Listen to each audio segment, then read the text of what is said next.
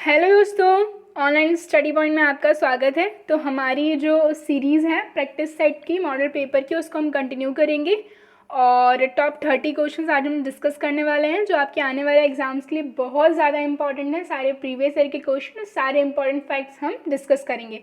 So video को like करें, share करें, चैनल को सब्सक्राइब करें और हमारा जो मोबाइल ऐप है वो भी लॉन्च हो चुका है। डिस्क्रिप्शन में लिंक है, जाकर के आप उसको डाउनलोड कीजिए। Free PDFs, mock test, audio revision, OSP note, सब कुछ आपको वहाँ पर मिल जाएगा। ठीक है, सो हम देखते हैं पहला क्वेश्चन। तो पहला क्वेश्चन क्या है, दुर्लभ मुद्रा किसे कहते हैं। सो इसका जो आंसर क्या है, ऐसी मुद्रा जो आसानी से सुलभ ना हो।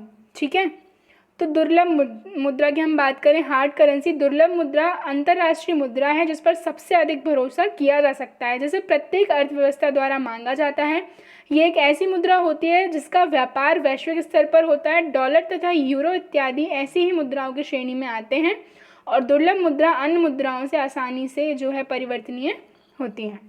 ठीक है, नेक्स्ट देखते हैं, सिंधु घाटी सभ्यता की लिपि कौन सी थी। तो इसका जो सही आंसर है दैट इज अज्ञात। इसका कुछ भी पता अभी तक नहीं है। सिंधु लिपि में लगभग 64 मूल चिन्ह और 250 से 400 तक के अक्षर हैं जो सेल खड़ी की आयतकार मोहरों, तांबों की गुटकिकाओं आदि पर जो है मिले हैं। ये लिपि जो है चित्रात्मक थी और जिसको अभी तक पढ़ा नहीं जा सका। ठीक है, वैदिक लोगों द्वारा किस धातु का प्रयोग सबसे पहले किया गया। तो इसका जो सही आंसर है दैट इज तांबा, यानी कि कॉपर। ठीक है, ऋग्वैदिक लोगों द्वारा सर्वप्रथम तांबे का प्रयोग किया गया तथा ऋग्वैदिक में हम बात करें अयस्क नामक धातु का उल्लेख है, किंतु इसकी पहचान संदिग्ध है और कुछ विद्वान इसे तांबा, कांसा या लोहा बताते हैं, किंतु ऋग्वैदिक आर्य जो थे लोहे से परिचित नहीं थे। प्राचीन भारत में निम्नलिखित में से किस विवाह को विधि सम्मत नहीं माना जाता। तो इसका जो सही आंसर है दैट इज गंधर्व विवाह। ठीक है, हिंदू धर्म में विवाह को 16 संस्कारों में से एक संस्कार माना गया है और प्राचीन भारत में हम बात करें विवाह के 8 प्रकार बताए गए हैं, जिसमें पहला है ब्रह्म विवाह, दैव विवाह, आर्ष विवाह, प्राजपत्य विवाह, गंधर्व विवाह, असुर विवाह, राक्षस विवाह और पैशाच विवाह। ठीक है, इन विवाहों में ब्रह्म विवाह जो है हम बात करें दैव विवाह एवं आर्ष विवाह जो है विधि सम्मत माने गए हैं। बाकी के जो 5 प्रकार के हैं वो विधि सम्मत नहीं माने गए। उस मराठा राजा का नाम बताइए जो औरंगजेब से बहादुरी से लड़ा था। तो आंसर क्या है इसका, शिवाजी औरंगजेब से बहादुरी के साथ लड़े। 1665 ईस्वी में औरंगजेब ने जो कछवाहा राजा जयसिंह को शिवाजी के विरुद्ध भेजा था और शिवाजी ने उनको पराजित कर पुरंदर की संधि की थी।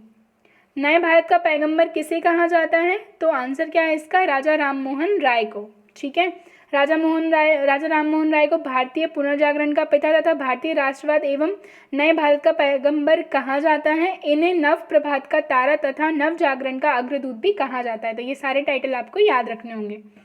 निम्नलिखित में से किसे भारतीय पुनर्जागरण का जनक कहा जाता है। तो इसका जो सही आंसर है क्या होने वाला है, राजा राममोहन राय, जो कि हमने डिस्कस कर लिया है। मंत्रिमंडल सामूहिक रूप से उत्तरदायी होता है तो किसके लिए, लोकसभा के प्रति, है ना। सरकार की मंत्रिमंडल प्रणाली को सबसे महत्वपूर्ण विशेषता है तो क्या है, सामूहिक उत्तरदायित्व। सामूहिक उत्तरदायित्व सरकार की मंत्रिमंडल प्रणाली की सबसे महत्वपूर्ण विशेषता है। इसका अर्थ है कि किसी एक मंत्री के प्रति अविश्वास प्रस्ताव नहीं लाया जा सकता। किसी भी कार्य के लिए समूची मंत्रिपरिषद जिम्मेदार होगी। ठीक है, राज्यसभा का सदस्य बनने के लिए न्यूनतम आयु क्या होनी चाहिए। So the answer is 30 year. ठीक है, भारत की संसद राष्ट्रपति और दोनों सदनों से मिलकर बनती है। निचले सदन को लोकसभा तथा उच्च सदन को राज्यसभा कहा जाता है। इसके निर्वाचन के लिए न्यूनतम आयु 30 वर्ष होती है। निम्नलिखित में से लोकसभा की प्रथम महिला अध्यक्ष कौन है। तो आंसर क्या है इसका, मीरा कुमार। ठीक है, लोकसभा की प्रथम महिला अध्यक्ष मीरा कुमार हैं और मीरा कुमार अध्यक्ष पद पर 4 जून 2009 से 4 जून 2014 तक रही, जबकि सुमित्रा महाजन दूसरी महिला लोकसभा अध्यक्ष थी। भारत का सबसे बड़ा संघ राज्य क्षेत्र कौन सा है। सो इसका जो सही आंसर है दैट इज अंडमान और निकोबार द्वीप समूह। क्षेत्रफल की दृष्टि से भारत का सबसे बड़ा जो है ये क्या है, हमारी यूटी। मधुमलाई पशु विहार प्रसिद्ध है। सो इसका जो सही आंसर होने वाला है क्या होने वाला है, व्याघ्रों के लिए। ठीक है, हम बात करें मधुमलाई पशु विहार व्याघ्रों के लिए प्रसिद्ध है। लगभग 320 वर्ग किलोमीटर क्षेत्र में फैले हम इसकी बात करें तो ये टाइगर रिजर्व से घोषित किया गया है। और मधुमलाई जो पशु विहार है कहाँ पर है, कर्नाटका, तमिलनाडु और केरल, तीनों में ये विस्तृत है। विश्व का एकमात्र तैरता हुआ राष्ट्रीय उद्यान केबुल लामजाओ कहाँ पर है? तो इसका जो सही आंसर है that is Manipur. Nagarhole national park किस राज्य में है? तो आंसर क्या है इसका? कर्नाटका। डायरेक्ट ये इंपॉर्टेंट है इसलिए आपसे नाम पूछ लिए जाते हैं। भारत में वर्षा वन पाए जाते हैं, तो भारत में वर्षा वन कहाँ पाए जाते हैं? तो उत्तर पूर्वी हिमालय और पश्चिमी घाट में। ठीक है।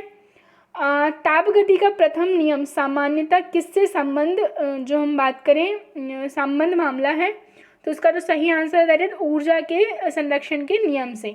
ठीक है, डी जो होगा इसका करेक्ट आंसर होगा। काले वस्त्रों के मुकाबले श्वेत वस्त्र शीतल क्यों होते हैं? तो इसका क्या रीज़न है? क्योंकि उनके पास जो भी प्रकाश पहुंचता है वो उसे परावर्तित कर देते हैं, जबकि काला रंग ऐसा नहीं कर पाता। ठीक है, काले वस्त्रों की अपेक्षा श्वेत वस्त्र शीतल होते हैं क्योंकि श्वेत वस्त्र प्रकाश की जो ऊष्मा है उसको परावर्तित कर देते हैं, जबकि काले रंग वस्त्र का जो हम बात करें ऊष्मा या प्रकाश को क्या कर लेते हैं? अवशोषित कर लेते हैं। ठीक है, सो नेक्स्ट क्वेश्चन देखते हैं। निम्नलिखित में से कौन से यंत्र का प्रयोग आर्द्रता को मापने के लिए किया जाता है? तो इसका सही आंसर क्या होने वाला है? बी, यानी कि आर्द्रता मापी। ठीक है, वायुमंडल की आर्द्रता मापने के लिए हाइग्रोमीटर का यूज किया जाता है। निम्नलिखित में से कौन सा यंत्र धातु भट्टियों के अंदर के तापमान को मापने के लिए सबसे उचित है? तो आंसर इज पायरोमीटर। ठीक है, पायरोमीटर या पूर्ण विकिरण उत्ताप मापी टोटल रेडिएशन पायरोमीटर की सहायता से अत्यधिक उच्च तापों की जो है माप की जाती है। ठीक है, निम्न में से कौन सा आभासी बल है? तो आंसर क्या इसका? अपकेंद्री बल। ठीक है, वृत्ताकार पथ पर केंद्र से बाहर की ओर लगने वाले बल को अपकेंद्री बल कहते हैं और अपकेंद्री बल एक प्रकार का जड़त्व बल होता है और इसे आभासी बल भी कहते हैं। निम्न में से कौन सा बल क्षयकारी बल है? तो आंसर क्या है इसका? घर्षण, यानी कि फ्रिक्शनल फोर्स। एल्टा विस्टा है, तो इसका जो सही आंसर है वो क्या है? Search engine. एल्टा विस्टा क्या है? एक सर्च इंजन है। निम्नलिखित में से कौन सा एक संशोधक बटन मॉडिफायर जो है मॉडिफायर की है? तो आंसर क्या होने वाला है इसका? Control shift alt. ठीक है, ये सभी कंट्रोल शिफ्ट एवं आल्ट तथा कमांड संशोधक बटन यानी कि मॉडिफायर की होते हैं। इनका प्रयोग अन्य कुंजियों की के बिहेवियर को परिवर्तित करने के लिए किया जाता है। पायरेक्स कांच के अधिक सामर्थ्य के लिए निम्न में से क्या उत्तरदायी है? तो आंसर क्या है इसका? बोरेक्स। ठीक है, पायरेक्स कांच के अधिक सामर्थ्य के लिए बोरेक्स उत्तरदायी है। बोरेक्स का उपयोग बोरोसिलिकेट कांच के निर्माण में होता है। सर्वप्रथम कार्निंग ग्लास वर्क्स कंपनी द्वारा पायरेक्स कांच का निर्माण किया गया था। निम्नलिखित में से कौन सी धातु जल के साथ अभिक्रिया करके हाइड्रोजन पैदा नहीं करती? ठीक है, तो आंसर इज कैडमियम। सभी क्षारीय धातु जल से क्रिया करके हाइड्रोजन पैदा करते हैं क्योंकि इनका आयनन विभव हाइड्रोजन से अधिक होता है, जबकि कैडमियम का आयनन विभव कम होने के कारण यह हाइड्रोजन जो है विस्थापित नहीं करता। मानव रक्त का रंग लाल होता है, क्यों? क्योंकि हीमोग्लोबिन के कारण। लाल रुधिर कोशिकाओं में हीमोग्लोबिन नामक पदार्थ होता है जिस कारण रक्त का रंग लाल होता है। इसमें हीमोग्लोबिन नामक युक्त लौह युक्त जो प्रोटीन होता है जो ऑक्सीजन एवं कार्बन डाइऑक्साइड संयोग करने की क्षमता रखता है। हीमोग्लोबिन ऑक्सीजन परिवहन का कार्य करता है। हीमोग्लोबिन की मात्रा में कमी होने पर रक्त क्षीणता रोग जो है हो जाता है। ठीक है, हीमोग्लोबिन क्या होता है? प्रोटीन होता है। यदि व्यक्ति को गलत प्रकार का रक्त दे दिया जाए तो निम्नलिखित में से क्या परिणाम होगा? तो इसका जो सही आंसर है सभी धमनियां संकुचित हो जाएंगी। ठीक है, जोड़ पर यूरिक एसिड क्रिस्टलों को एकत्रित हो जाने को क्या कहा जाता है? तो इसका जो सही आंसर है दैट इज गठिया। ठीक है, किस बाजार स्थिति में फार्मों की अधिक क्षमता होती है? तो इसका जो सही आंसर है दैट इज एकाधिकारी प्रतिस्पर्धा। ठीक है, एकाधिकार एवं एकाधिकार प्रतिस्पर्धा बाजार स्थिति में फार्मों में अधिक क्षमता यानी कि एक्सेस कैपेसिटी पाई जाती है।